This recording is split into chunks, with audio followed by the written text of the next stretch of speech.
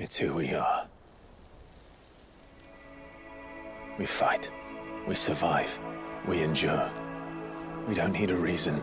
Welcome to MojoPlays, and today we'll be discussing some of the toughest main characters from the Final Fantasy franchise. Warning, there will be plenty of spoilers ahead. Majesty as well. Try to mind yours around our esteemed guests from Niflheim. Before we begin, we publish new content all week long, so be sure to subscribe and ring the bell to get notified about our latest videos. Barts Clouser, Final Fantasy V.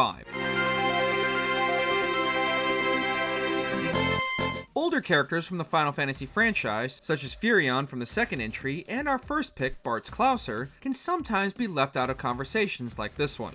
This is a shame because Clouser's main protagonist arc within Final Fantasy V has aged fairly well. The game was initially only released in Japan, but word eventually spread about Barts' ability to adapt to basically any combat situation. Clouser is adept with a wide variety of weapons, while his status as a warrior of light has enabled him with covert battle dexterity as well as the ability to utilize magic to get the job done. Etus, Final Fantasy X. Nothing to worry about. Have you ever heard the old saying, the best defense is a good offense? Etus from Final Fantasy X seems to have taken this phrase to heart.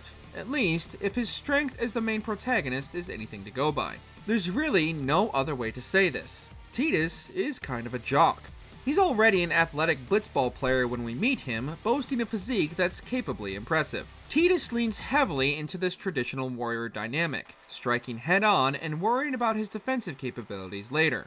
This stands in stark contrast to another Final Fantasy X character such as Yuna, who prospers more as a magic user.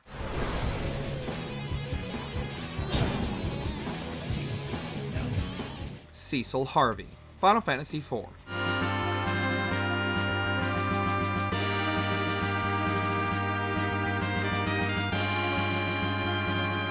Viewers of a certain age will probably point to this Final Fantasy game as the one that changed everything for the North American market.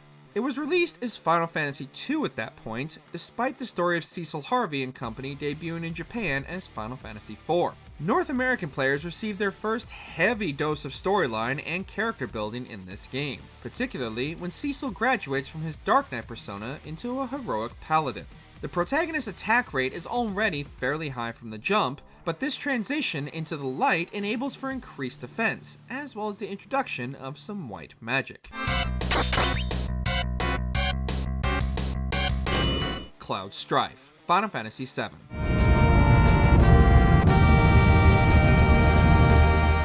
It's not just Cloud Strife's massive Buster Sword that makes him a capable Final Fantasy protagonist. There's also some canonical storytelling aspects that make Strife's story in the military reflect his offensive abilities. Sure, Cloud never made it into the soldier ranks, but his work in Shinra's infantry proved his mettle. Meanwhile, Mako poisoning and Genova cells from Sephiroth all react within Cloud's physical makeup, which is already strong to begin with. What can we say? They call Final Fantasy VII a classic for a reason, and Cloud Strife absolutely remains one of the franchise's most iconic characters.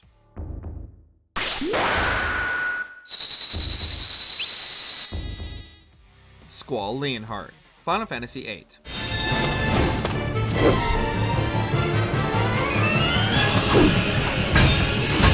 You either love it or hate it, the junction system.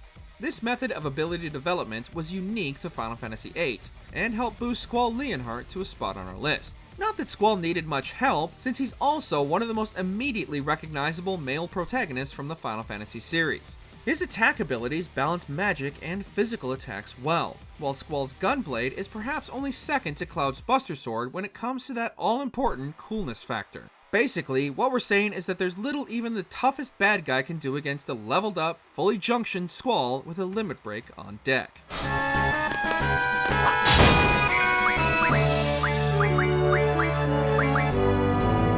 Zidane Tribal, Final Fantasy IX.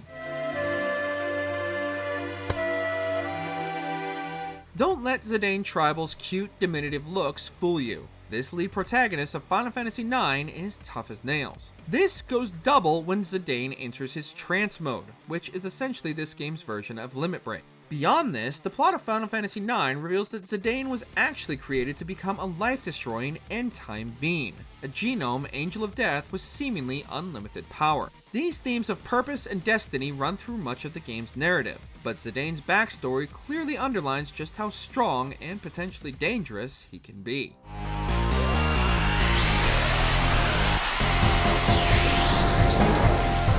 Terara Branford, Final Fantasy VI.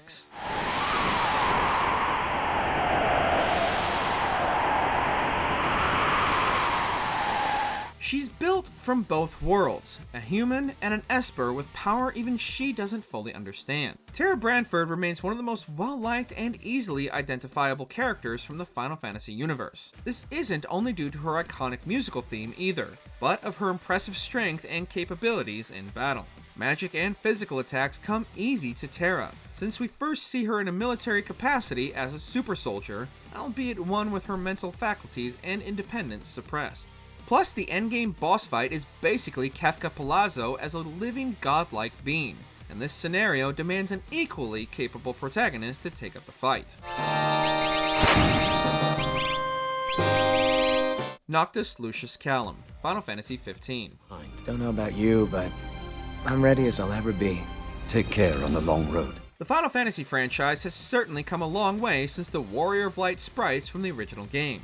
Its protagonists have also progressed in terms of innate strength, since a character such as Noctis Lucius Callum from Final Fantasy XV already starts things off in a capable position. His regal heritage as a crown prince essentially ensures he has time and training at his disposal. Elsewhere, his magic use, teleportation abilities, and skill with a blade make his hero's journey just a little bit easier, at least compared to some other Final Fantasy characters.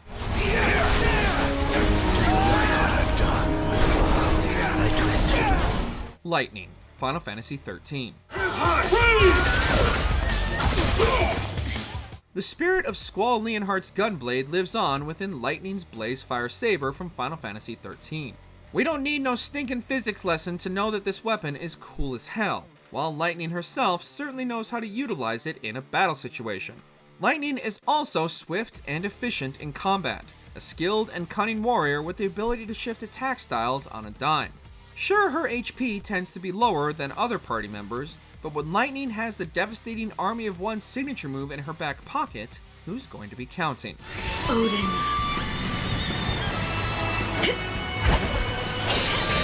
Clive Rosfield, Final Fantasy XVI. Jill! We meet at last, Sid. It's a question many fans of Final Fantasy ask themselves and each other when comparing the franchise's recent protagonists. If Lightning is in God mode, then who can top her? Some say it's Clive Rosfield from Final Fantasy XVI, although we'd immediately love to play devil's advocate. Sure, Clive may expire from his full power sacrifice at the game's finale, or does he? But his in-game domination of Ifrit lends Rosfield some immensely strong pyrokinetic powers. Elsewhere, Clive is just a beast of a human specimen, boasting physical strength that's equal to his exceptional swordsmanship. On this, my sword, I swear, to shield the Firebird's flame forevermore. Are there any side Final Fantasy characters you feel are underrated? Let us know in the comments.